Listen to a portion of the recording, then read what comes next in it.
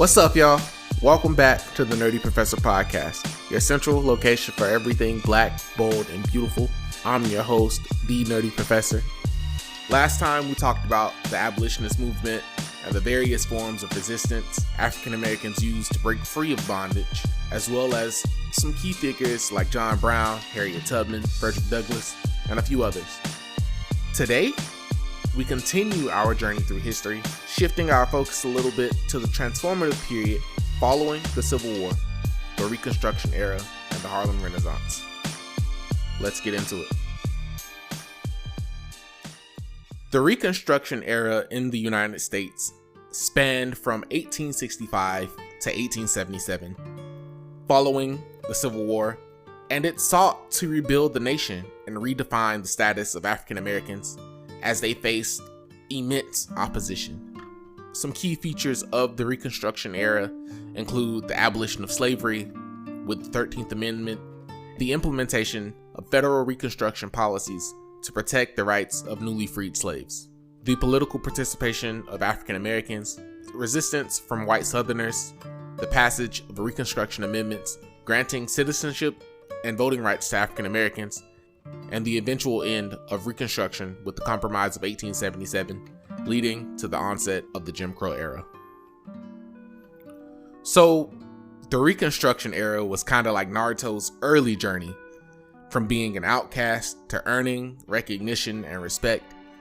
After the 13th Amendment, African Americans gained legal freedom, like Naruto gaining acceptance as a ninja. However, like Naruto facing obstacles such as Orochimaru or the Akatsuki, African Americans faced their own oppositions, like the KKK. The ratification of the 13th Amendment in December 1865 marked a profound shift in the American society, freeing millions of enslaved African Americans. One significant aspect of Reconstruction was the establishment of the Freedmen's Bureau. The Freedmen's Bureau provided crucial assistance to newly freed individuals, including education, housing, and legal aid. However, the promise of Reconstruction was short-lived as white supremacist groups, aka the KKK, sought to undermine the rights and freedoms of African Americans through violence and intimidation. During the Reconstruction era, newly freed African Americans and their allies engaged in political activism, forming organizations and advocating for civil rights. They held public meetings, established schools, organized voter registration drives, despite facing violent opposition from groups like the Ku Klux Klan. These acts of resilience laid the groundwork for legal challenges and the eventual passage of constitutional amendments granting citizenship and voting rights. While the Reconstruction era made significant strides towards racial equality, particularly with the passage of the 14th and 15th Amendments, these gains were met with fierce opposition from white Southerners determined to maintain the status quo, to maintain their supremacy. The Compromise of 1877 marked the withdrawal of federal troops from the South and effectively ushered in the era of Jim Crow laws and racial segregation. So, what was the Jim Crow South? Do y'all remember the fight between Naruto and Zabuza? Do y'all remember what it was like for the people that lived in the land of waves? The Jim Crow laws imposed segregation and disenfranchisement, similar to the oppressive regime in the land of waves. The Jim Crow era in southern United States spanned roughly from the late 19th century to the mid 20th century, was characterized by legalized racial segregation and discrimination. These laws discriminated against African Americans by making it illegal to do quite literally simplistic things like loitering. The laws enforced racial segregation in public facilities, transportation, education, and housing.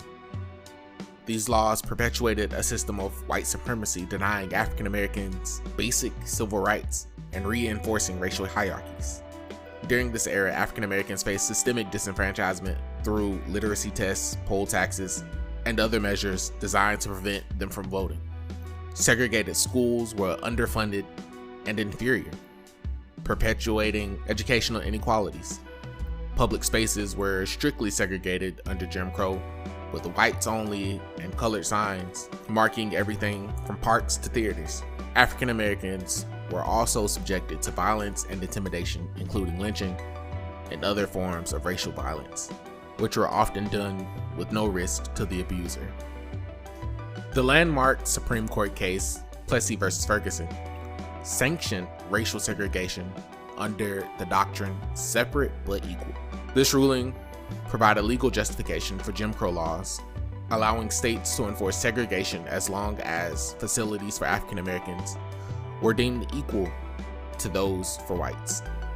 In practice, however, facilities and services provided for African Americans were almost always inferior and unequal. In the Jim Crow era, African Americans continued to resist systemic oppression through various means. Just as Team 7 fought against Zabuza and Haku, African Americans resisted through civil rights movements, legal challenges, and protests. The NAACP, founded in 1909, spearheaded legal challenges against segregation laws, advocating for equal treatment under the law. Grassroots activists organized boycotts, sit-ins, and marches to protest discriminatory practices in schools, public accommodations, and workplaces. Leaders like Ida B. Wells Barnett documented and exposed the horrors of lynching, using journalism as a tool for social change. These efforts stimulated national awareness and support for the civil rights reform. Alright, let's fast forward a little bit to the late 19th century and the early 20th century. Enter Booker T. Washington. He was a huge figure in the African American history, both literally and figuratively. The man was tall. Washington believed in self-improvement and economic empowerment as pathways to racial progress. In one of his most famous speeches, he states, "In all things that are purely social, we can be as separate as the fingers, yet one as the hand in all things essential in mutual progress."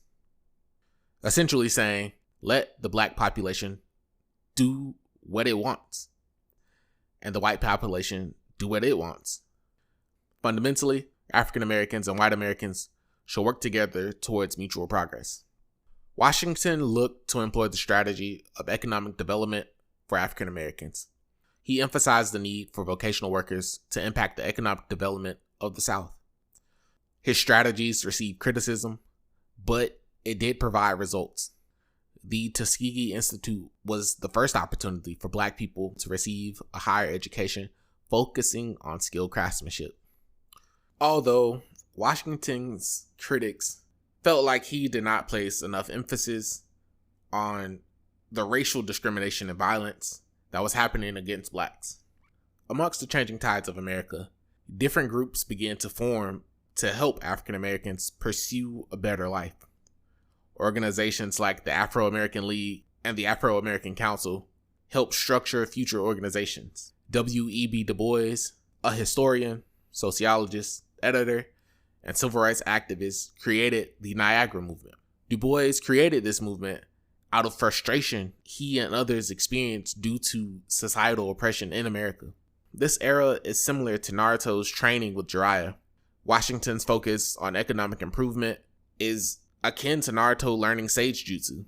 Du Bois' leadership and activism are also akin to Naruto mastering the Rasengan, both being vital in their respective fields, just like Naruto's Sage Jutsu and Rasengan being vital to him becoming Hokage. During the early 20th century, figures like Booker T. Washington and W.E.B. Du Bois employed different strategies in their resistance efforts. Washington focusing on economic empowerment and vocational education through institutions like the Tuskegee Institute, promoting self-sufficiency within the Black community. On the other hand, Du Bois, through the Niagara Movement and later the NAACP, advocated for full civil rights, challenging racial segregation and disenfranchisement through legal and political means. Their intellectual contributions and organizational leadership bolstered the fight for racial equality. So I previously mentioned the NAACP, the National Association for the Advancement of Colored People. Founded in 1909, the NAACP became one of the most influential civil rights organizations in the United States. Their fearless warriors in the battle for justice, fighting against segregation, discrimination, and racial violence with every tool at their disposal. Through legal means, lobbying for federal anti-lynching laws, and challenging segregation in education and public accommodation. The NAACP, like the Niagara Movement, had goals of abolishing segregation, discrimination, disenfranchisement, and racial violence, particularly lynching. The NAACP is significant to early 20th century activism because the organization fought for the legal right of African Americans and still continues to do so till this day.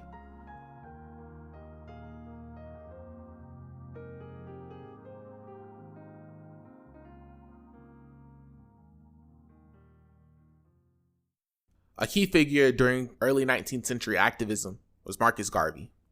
Garvey was a Jamaican-born leader, and he founded the Universal Negro Improvement Association, aka the UNIA, in 1914. The aim was to unite and uplift the black people globally. He established a chapter in Harlem in 1916, spreading the UNIA's message of racial pride.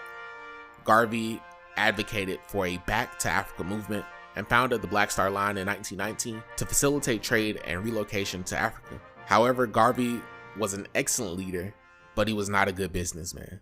Garvey's outspokenness and growing influence attracted the attention of the authorities, leading to legal troubles, a reoccurring theme.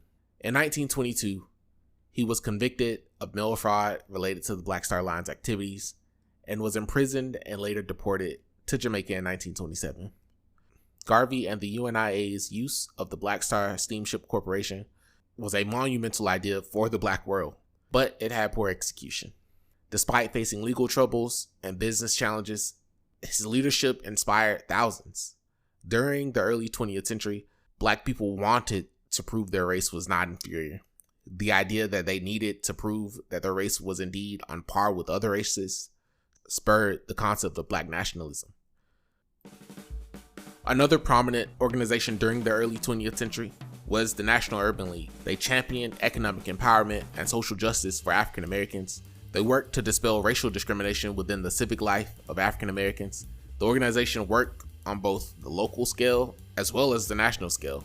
The organization also created a social work program at Fisk University to combat the lack of social workers in the black communities. It also created programs for at-risk youth like the Big Brother and Big Sister programs and Boys and Girls Club. The National Urban League also helped African Americans get jobs during the Great Migration. It also worked to create opportunities for black communities and open doors that were closed by racism. They are out there on the front lines breaking down barriers and creating opportunities where, quite frankly, none existed before. The Great Migration stands as a pivotal movement in African American history. This movement itself was a form of resistance as millions of African Americans left the South for urban centers like Chicago, Detroit, and New York City between the early 20th century and the 1970s. They sought better employment prospects, access to education, and escape from racial violence. This mass exodus reshaped urban demographics and contributed to the growth of vibrant African American communities in these urban centers. We also see cultural and artistic movements such as the Harlem Renaissance during this time. The Harlem Renaissance was a cultural and intellectual movement that flourished primarily in Harlem, New York City during the 1920s and 1930s. It also resembles Naruto's journey in the Chunin exam. This migration brought together a diverse and vibrant community of African American artists, writers, musicians, and intellectuals. Like Naruto and his peers showcasing their abilities, writers such as Langston Hughes, Claude McKay, and Gene Toomer produced poetry, novels, and essays that captured the vibrancy and struggles of African American life. Zora Neale Hurston, an anthropologist, novelist, and folklorist, celebrated for her novels and collections of African American folklore after her death. Jazz became synonymous with the Harlem Renaissance, with musicians like Duke Ellington and Louis Armstrong pioneering new styles that blended African American musical traditions with modern influences. The Harlem Renaissance coincided with a period of profound racial discrimination and segregation in the United States, but served as both cultural expression and resistance. African American artists, writers, musicians, and intellectuals used their talents to challenge stereotypes and celebrate Black identity. Through literature, jazz, and visual arts, they asserted their humanity and demanded recognition in society that often marginalized their contributions. This cultural renaissance not only enriched American art and literature, but also provided a platform for advocacy and social commentary. Despite the challenges they faced, African Americans found strength in their cultural heritage and traditions. Music, art, and literature became powerful forms of resistance, allowing individuals to assert their humanity and demand recognition and respect. But resistance was not confined to a cultural sphere. Activists and organizers tirelessly mobilized communities, challenged discriminatory laws, and demanded equal rights under the law. Alright, if you take nothing from this episode, take this. Resistance was not confined to just the cultural sphere. Activists and organizers tirelessly mobilized communities, challenged discriminatory laws, and demanded equal rights under the law. During the Reconstruction era, African Americans employed various strategies to resist oppression and assert their rights. They actively participated in politics by electing Black officials and engaging in advocacy through organizations like the Union League. They challenged discriminatory laws in court, built their own schools, churches, and businesses to foster community and economic independence, and also organized self-defense groups to protect against violence from hate organizations like the KKK. Educational institutions and national organizations also played critical roles in supporting African American advancements. Organizations like the NAACP and the National Urban League played a crucial role in advancing the cause of civil rights. It is also crucial that we understand that Du Bois and Washington were both fighting for the same thing, just in different ways. The Harlem Renaissance had a profound impact on African American identity and cultural pride. It challenged stereotypes and highlighted the richness and diversity of African American culture.